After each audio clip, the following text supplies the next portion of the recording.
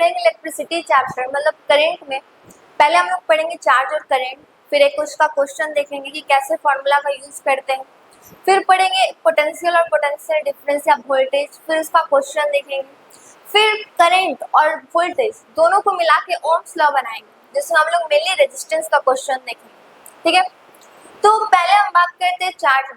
तो हम क्या पढ़ेंगे, कैसा क्वांटिटी है, यूनिट क्या है, फॉर्मूला क्या है और उसका कुछ कुछ इंपॉर्टेंट प्रॉपर्टीज। तो देखिए चार्ज, जैसे ही बात करते हैं हम चार्ज का, तो चार्ज कैसा क्वांटिटी होता है, स्केलर क्वांटिटी होता है। इस बात को याद रखिएगा, ये स्केलर क्वांटिटी होता है, जिसके कारण हम दो तीन चार्ज को सिंपली ऐड करते हैं, 2 coulomb plus 3 coulomb equal to 5 coulomb. Charge को हम लोग क्यू से डिनोट करते हैं। फिर चार्ज का यूनिट, एसआई यूनिट होता है कूलम। ठीक है, कूलम। फिर इसका दो तीन इंपॉर्टेंट अगर हम प्रॉपर्टी का बात करें तो पहला आता है कंजर्वेशन ऑफ चार्ज। क्या आता है, कंजर्वेशन ऑफ चार्ज। जैसे आप पढ़ेंगे conservation of energy, conservation of momentum, जैसे हम प्रीवियस वीडियो में बताए थे। उसी तरीके से कंजर्वेशन ऑफ चार्ज में होता क्या है कि charge never created never destroy. ये क्या होता है, आइसोलेटेड बॉडी में हमेशा सेम या कंजर्व्ड रहता है। तो पूछ सकता है कि चार्ज का कौन सा प्रॉपर्टी, मतलब which one of the following is a property of charge, इसीलिए हम आपको हल्का सा बता देते हैं कंजर्वेशन ऑफ चार्ज। फिर होता है quantization of charge. Quantization of charge करने का मतलब होता है कि चार्ज जो है वो हमेशा इंटीजर के फॉर्म में होगा, मल्टीपल ऑफ इंटीजर भी बोल सकते हैं, पर कभी भी डेसिमल और फ्रैक्शन के टर्म में नहीं होगा। इसीलिए क्वांटाइजेशन ऑफ चार्ज से फॉर्मूला आया था Q का, Q is equal to NE। ये फॉर्मूला से चार्ज का सारा क्वेश्चन बनेगा। Q is equal to NE में N जो है वो नंबर ऑफ इलेक्ट्रॉन है, मतलब 2 3 4 ऐसे दिया रहेगा ना क्वेश्चन में कि 5 नंबर ऑफ इलेक्ट्रॉन फ्लो कर रहा है तो चार्ज बताइए, तो यहाँ पर वो लिखा है। और ये इलेक्ट्रॉन है तो चार्ज ऑफ इलेक्ट्रॉन तो -1.6 इंटू 10 का पावर -19 कूलम। ठीक है, फिर आता है invariant property, invariant of charge. Invariant of charge कहने का मतलब होता है कि चार्ज को अगर हम किसी भी स्पीड से फेंकें, जैसे नॉर्मल चीज को अगर हम लाइट ऑफ स्पीड से फेंकते हैं, स्पीड ऑफ लाइट से, तो वो अपना क्या करता है, उसका एनर्जी जो होता है मास में कन्वर्ट होता है, मास एनर्जी में। पर चार्ज को कोई फर्क नहीं पड़ता, आप उसको किसी भी स्पीड से फेंक दीजिए, कोई भी light of speed of light ही क्यों ना, ये कभी भी चेंज नहीं होगा। इसीलिए इसको बोला गया इनवेरिएंट ऑफ चार्ज। ठीक है, तो ये कुछ इंपॉर्टेंट प्रॉपर्टी हम आपको चार्ज का बताएं। उसी तरीके से करंट का, अगर हम बात करते हैं करंट का, तो करंट का मतलब, करंट को हम लोग I से डिनोट करते हैं। करंट का मतलब होता है rate of flow of charge, मतलब कि I is equal to, rate का मतलब क्या होता है 1/t into flow of charge मतलब Q। तो I का मतलब I is equal to Q/T। ये क्या हो गया, फॉर्मूला ऑफ करंट। और हम Q is equal to NE जानते हैं क्वांटाइजेशन ऑफ चार्ज से, Q is equal to NE, तो Q की जगह हम पुट कर सकते हैं ना। इसका मतलब I is equal to Q/T और Q is equal to NE/T। इस फॉर्मूला का यूज करके आप चार्ज भी निकाल सकते हैं, टाइम भी निकाल सकते हैं और नंबर ऑफ इलेक्ट्रॉन भी निकाल सकते हैं, करंट भी निकाल सकते हैं। ये सबसे इंपॉर्टेंट फॉर्मूला है, इसको याद रखिएगा। ठीक है, तो बात आता है कि करंट का यूनिट क्या होता है, तो करंट का ऐसा यूनिट होता है एम्पियर। ठीक है, और करंट भी स्केलर क्वांटिटी। अगर हमको किसी सर्किट में करंट मेजर करना हो तो हम एमीटर लगाते हैं। क्या लगाते हैं, एमीटर। एमीटर क्या करता है, मेजर करता है करंट को।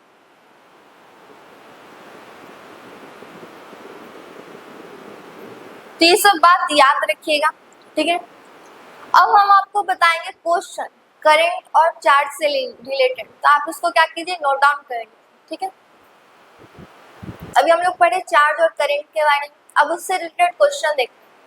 ये क्वेश्चन लिखा है कि कंडक्टर जो है वो कैरी करता है 0.1 एम्पियर। एम्पियर किसका यूनिट है, करंट का। तो calculate the amount of charge, मतलब हमको चार्ज को कैलकुलेट करना है 1 मिनट में कितना चार्ज फ्लो किया होगा, ठीक है। और दूसरा क्वेश्चन पूछता है how many electron will flow. तो देखिए क्वेश्चन में हमको दिया होगा क्या है, क्वेश्चन में दो चीज पूछा है, इसलिए बारीकी से समझना पड़ेगा। क्वेश्चन में पहली बात दिया है करंट, आई दिया है 0.1 एम्पियर, और दूसरा दिया है टाइम 1 मिनट, जिसको हमको कन्वर्ट करेंगे सेकंड में, तो 60 सेकंड। और पूछा क्या क्या है, पहले बात पूछा हमसे चार्ज, क्यू पूछा है, और दूसरा पूछा हाउ मेनी इलेक्ट्रॉन, मतलब एन पूछा है। तो पहले हमको क्यू निकालना पड़ेगा, फिर एन पे जाएंगे, क्योंकि फॉर्मूला याद होगा। क्यू इक्वल टू क्या होता है, एन ई, और आई इक्वल टू क्या होता है, क्यू बाय टी। तो यहाँ से क्यू निकालेंगे और इसमें क्या करेंगे, पुट करेंगे, ठीक है। तो पहले हम इस फॉर्मूला का यूज करके आई निकालते हैं। तो I equal to Q by T होता है, तो हमको निकालना है क्यू, तो क्यू इक्वल टू क्या होगा, आई इंटू टी। करंट कितना है 0.1 एम्पियर, और ये टाइम कितना है 60 सेकेंड। तो चार्ज कितना हो गया 6 कूलम, ये निकल गया मेरा चार्ज 6 कूलम। अब हमको निकालना हाउ मेनी इलेक्ट्रॉन्स, तो हाउ मेनी इलेक्ट्रॉन्स जो ये Q equal to N E होता है, इसमें पूछ रहा हाउ मेनी इलेक्ट्रॉन्स, तो ये हमको पता करना है कि n कितना इसमें इलेक्ट्रॉन है। तो n इक्वल टू q बटा e, तो q कितना निकल गया है 6, और इलेक्ट्रॉन का चार्ज ऑफ इलेक्ट्रॉन कितना होता है -1.6। तो यहाँ पर हमको माइनस, मतलब कि साइन ऑफ चार्ज से कोई मतलब नहीं, हमको मेनली उसका मैग्नीट्यूड निकालना है। तो हम मैग्नीट्यूड लेके चलेंगे, इंटू 10 का पावर -19 कूलम। तो n इक्वल टू, इसको अगर हम सॉल्व करेंगे तो आएगा 3.75 इंटू 10 का पावर -19, ये तो माइनस था तो ये ऊपर चला जाएगा तो क्या बनेगा +19 कूलम।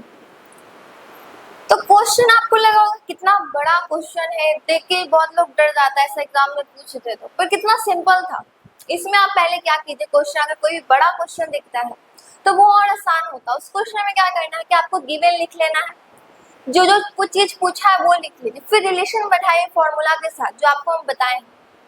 तो करंट इसमें हमको Q और N निकालना था, तो N निकालने के लिए हमको Q पता होना चाहिए, तो Q के लिए हम करंट के पास गए और इसका सब कुछ दिया हुआ था, तो करंट निकाल लिए। तो करंट वाले में से हमको चार्ज निकल गया 6 कूलम, फिर वहां से हम पुट करके N निकाल लिए, तो मेरा आंसर आ गया, ठीक है। अब हम लोग पढ़ते हैं पोटेंशियल और पोटेंशियल डिफरेंस या वोल्टेज। अब आप इसको नोट डाउन कर लीजिए। पढ़ते हैं electric potential and potential difference क्या होता है। तो इलेक्ट्रिक पोटेंशियल का मतलब होता है कि इंफिनिटी से, इसमें एक पॉइंट क्या होगा, इंफिनिटी होगा, और एक पॉइंट फिक्स होगा। तो मानते हैं कि ए जो है वो फिक्स पॉइंट है, ठीक है।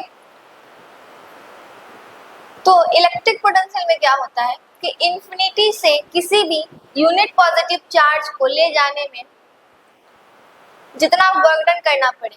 अब बताइए कोई भी अगर चीज ले जाइएगा, कोई भी आप सामान या कोई भी ऑब्जेक्ट एक जगह से दूसरी जगह ले जाते हैं तो वर्क डन करना पड़ता है।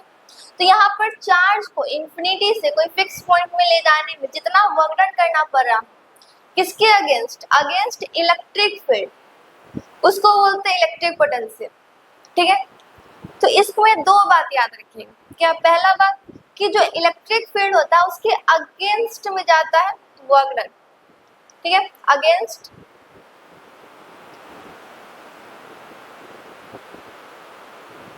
Electric field. और दूसरा बात कि इनफाइनाइट पे पोटेंशियल जो होता है वो 0 होता है। तो इसका फॉर्मूला ओवरऑल क्या निकल के आएगा कि इंफिनिटी से कोई फिक्स पॉइंट पे जितना हमको यूनिट पॉजिटिव चार्ज को ले जाने में वर्क डन करना पड़ा अगेंस्ट इलेक्ट्रिक फील्ड, वो क्या कहलाया, इलेक्ट्रिक पोटेंशियल, जिसको हम डिनोट करते हैं V से। तो V equal to work done by charge, मतलब W बाय Q, ये क्या हो गया, फॉर्मूला हो गया। ठीक है, अगर हम यही बात करें पोटेंशियल डिफरेंस का, तो इसमें दोनों पॉइंट फिक्स होता है। जैसे इलेक्ट्रिक पोटेंशियल में एक इनफिनाइट था, पर इसमें क्या होगा, दोनों पॉइंट फिक्स होगा। तो एक को मानते ए और एक को मानते बी। तो ए से हम यूनिट पॉजिटिव चार्ज को लाने में जितना वर्क किए, किसके अगेंस्ट, इलेक्ट्रिक फील्ड के, वो क्या कहलाएगा, पोटेंशियल डिफरेंस। तो यहाँ पर देखिए, यहाँ पर दो दो है, एक ए और एक बी है, मतलब यहाँ पे दो पोटेंशियल, यहाँ भी और यहाँ भी है। तो जब दो क्रिएट हुआ तो कुछ तो डिफरेंस, इसीलिए तो पोटेंशियल डिफरेंस बोलता है, क्योंकि यहाँ पर दो पोटेंशियल के बीच का डिफरेंस है। तो यहाँ पर फॉर्मूला जो होगा, final potential minus initial potential. तो फाइनल पोटेंशियल क्या है, वीवी, तो V B minus V A equal to W by Q, मतलब वर्क डन बाय चार्ज। अगर क्वेश्चन में दो पोटेंशियल दिया रहा तो इसका यूज करेंगे, अगर एक दिया रहा तो इस फॉर्मूला का यूज कर लेंगे। ठीक है, और अकॉर्डिंग टू, या फिर आप बोल सकते हैं कि क्वेश्चन बनाने के लिए एग्जामिनर के पॉइंट ऑफ व्यू से अगर सोचिए, तो क्वेश्चन में वो इलेक्ट्रिक पोटेंशियल भी दे सकता है, पोटेंशियल डिफरेंस भी दे सकता है, वोल्टेज भी दे सकता है।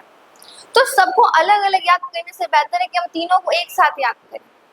तो कैसे, तो क्वेश्चन में दिया रहे इलेक्ट्रिक पोटेंशियल या पोटेंशियल डिफरेंस या फिर वोल्टेज, ये तीनों में से कुछ भी दिया रहे। ठीक है, तो ये तीनों में से कुछ भी दिया रहे, तीनों का हम जो डिनोट करते हैं तीनों को, वो सेम होता है। तीनों को डिनोट किया जाता है भी से। ठीक है, तीनों का ऐसा यूनिट जो होता है, जो यूनिट हम लोग बोलते हैं वो होता है वोल्ट, जिसको हम लोग भी से लिखते हैं। अब तीनों को जो इंस्ट्रूमेंट मेजर करता है उसका नाम होता है वोल्ट मीटर। ठीक है, क्या होता है वोल्ट मीटर, वोल्ट मीटर ही किसी सर्किट में बताता है कि उसमें कितना पोटेंशियल जा रहा है या कितना वोल्टेज है।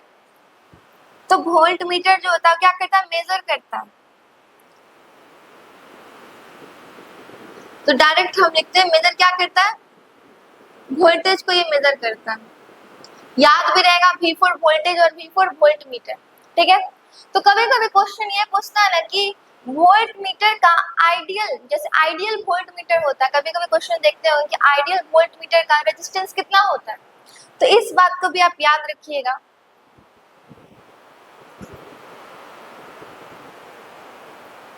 कि आइडियल वोल्ट मीटर का रेजिस्टेंस इनफिनाइट होता है। ठीक है, क्या होता है, इनफिनाइट होता है। और अगर बोल दिया आइडियल एमीटर, आइडियल एमीटर का रेजिस्टेंस कितना होता है, तो 0 होता है। तो आप इस बात को नोट डाउन कर लीजिए। ठीक है, अब हम आपको बता दिए कि पोटेंशियल, पोटेंशियल डिफरेंस और वोल्टेज किसको कहते हैं, क्या इसका यूनिट होता है, ऐसा यूनिट, फिर इसको मेजर किससे करते हैं। अब इसका क्वेश्चन देखते हैं, तब तक आप इसको लिख लीजिए। हम लोग क्वेश्चन देखते हैं पोटेंशियल और पोटेंशियल डिफरेंस का। तो देखिए इसमें क्या लिखा होगा, how much work is done in moving a charge of 2.5 coulomb. मतलब हमको चार्ज दे दिया है 2.5 coulomb across 2 point having potential difference 16 volt, और यहाँ वोल्ट भी दिया है, मतलब ये क्या दे दिया, भी दिया है 16 वोल्ट, और पूछा क्या है, वर्क डन। तो फॉर्मूला क्या लगाएंगे, V इक्वल टू होता है W बाय Q। तो हमको W ही निकालना है, वर्क ही निकालना है, तो क्या होगा V इंटू Q। तो V मेरा कितना है 16 इंटू 2.5, तो इसको हम कैलकुलेट करेंगे तो कितना आएगा 40 जूल। तो ये कितना इजी था, इजीली बन गया। अब जस्ट लाइक इस क्वेश्चन की तरह एक और क्वेश्चन आपको बताते हैं। इसमें लिखा है कि how much work is done, इसमें भी वर्क ही निकालना है, और चार्ज हमको दिया है 2 कूलम। देखिए यहाँ पर C लिखा हुआ है, तो हम समझ जाएंगे कूलम दिया और चार्ज दिया हुआ है। अगर चार्ज ना भी लिखा रहे तो भी हम समझ जाएंगे कूलम से वो क्या है, 2 कूलम चार्ज है। तो फ्रॉम अ पॉइंट 118 118 वोल्ट से 128 वोल्ट तक हमको बात कर रहे हैं। तो देखिए from a point at 118 volt, मतलब वहां से हम क्या कर रहे हैं, ले जा रहे हैं चार्ज को 128 वोल्ट तक। तो यहाँ पर VA और VV दो वोल्टेज दिया हुआ है, तो VA और VV। तो VA क्या था, इनिशियल, मतलब जहां से चार्ज को ले जाना शुरू किए, तो वो क्या था 118 वोल्ट, क्योंकि लिखा है फ्रॉम अ पॉइंट, तो 118 वोल्ट। अब कहां तक लाया, 128 वोल्ट तक। हमको निकालना क्या है, वर्क डन। फॉर्मूला क्या हो जाएगा, VV minus VA equal to W/Q। हमको निकालना क्या है, वर्क डन। तो VV minus VA into Q। तो VV कितना है, 128 माइनस 118 इंटू 2, मतलब इसको हम करेंगे तो कितना आएगा, 10 इंटू 2 मतलब 20 जूल। ये वर्क डन कितना आया, 20 जूल। यहाँ पे कितना आया था, 40 जूल। देखिए दोनों क्वेश्चन में निकालना हमको वर्क डन था, पर अंतर क्या था कि इसमें एक पोटेंशियल दिया हुआ था, इसीलिए हम इस फॉर्मूला को लगाए। दो पोटेंशियल दिया हुआ था, इसीलिए हम इस फॉर्मूला को लगाए। और इसमें हमको पता करना पड़ेगा कि फाइनल और इनिशियल कौन है।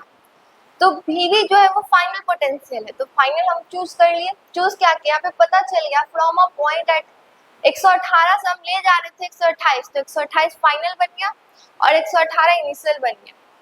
तो अब आप इसको उतार लीजिए, खास करके फॉर्मूला याद रखिएगा कैसे पुट करना है। अब हम आपको बताते हैं ओम्स लॉ, मतलब V और I का रिलेशन और रेजिस्टेंस के बारे में, ठीक है।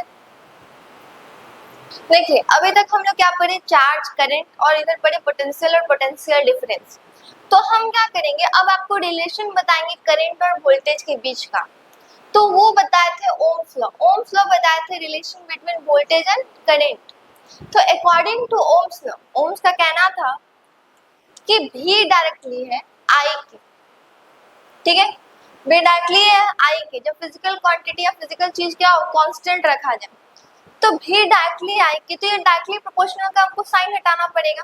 तो प्रोपोर्शनलिटी साइन हटाने के लिए हम क्या लाते हैं, इक्वल। तो फॉर्मूला बन जाता है V इक्वल टू RI। अगर इसको सिंपल लिखे, मतलब कि R हम क्या लिए, यहाँ पर कांस्टेंट लिए, एक कांस्टेंट लेना पड़ता है ना, ताकि वो प्रोपोर्शनलिटी साइन हट कर क्या इक्वल साइन में बदल जाए। तो ये कांस्टेंट यहाँ पर क्या था, resistance.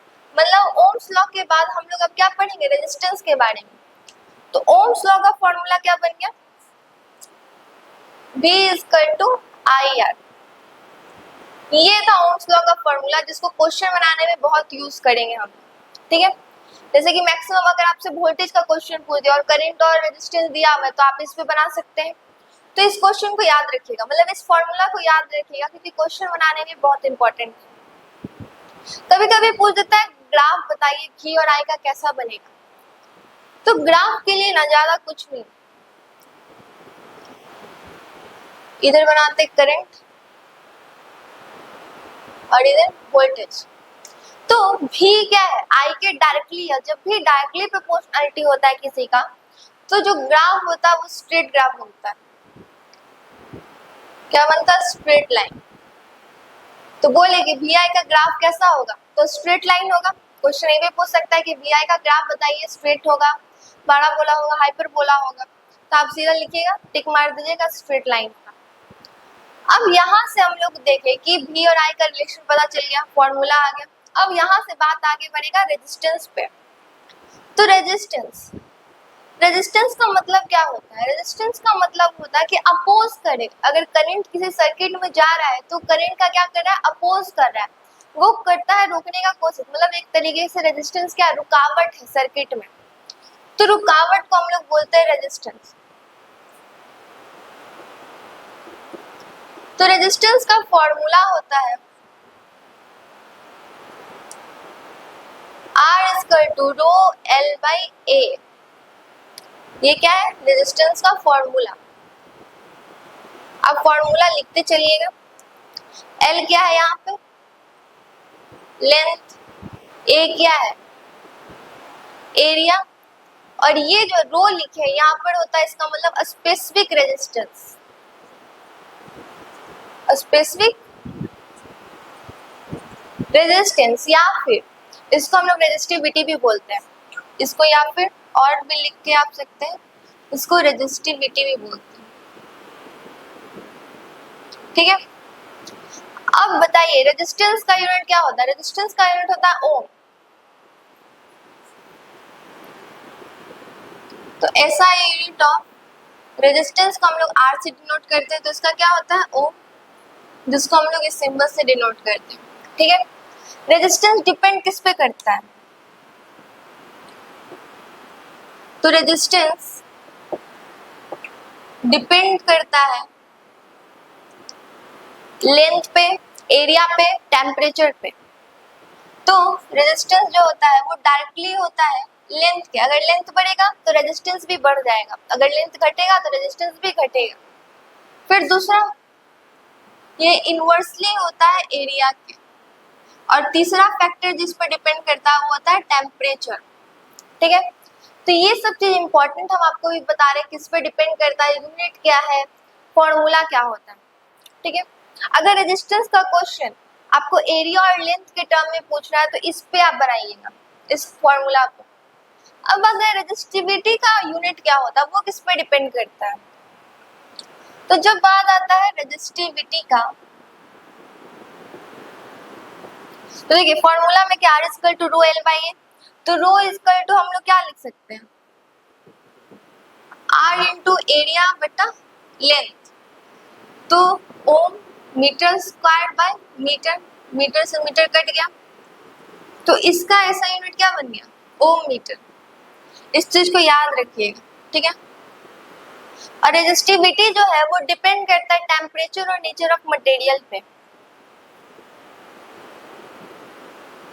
Depends on nature of material और टेम्परेचर। ठीक है, तो ये हम आपको ओवरऑल बता दिए ओम्स लॉ से, फिर आगे बढ़े रेजिस्टेंस, फिर रेजिस्टिविटी। तो यहाँ तक आपको मैक्सिमम क्वेश्चन बन जाएगा। अब आप करंट, वोल्टेज और फिर दोनों का रिलेशन या फिर ग्राफ हो गया पूछेगा, वो भी बना सकते हैं। रेजिस्टेंस का क्वेश्चन भी बना सकते हैं, लेंथ एरिया के टर्म में भी और वोल्टेज और करंट के टर्म में भी। अगर रेजिस्टेंस पूछ दिया और वोल्टेज और करंट दिया हुआ तो निकाल लेंगे इससे। अगर रेजिस्टेंस पूछा और लेंथ एरिया दिया हुआ है तो इससे निकाल लेंगे। तो आप इसको नोट डाउन कर लीजिए। ठीक है, इतना आप क्या कीजिए, जो जो इम्पोर्टेंट फॉर्मूला, ये इंपॉर्टेंट बात बताए ना, इसको स्टार मार्क भी कर लीजिएगा।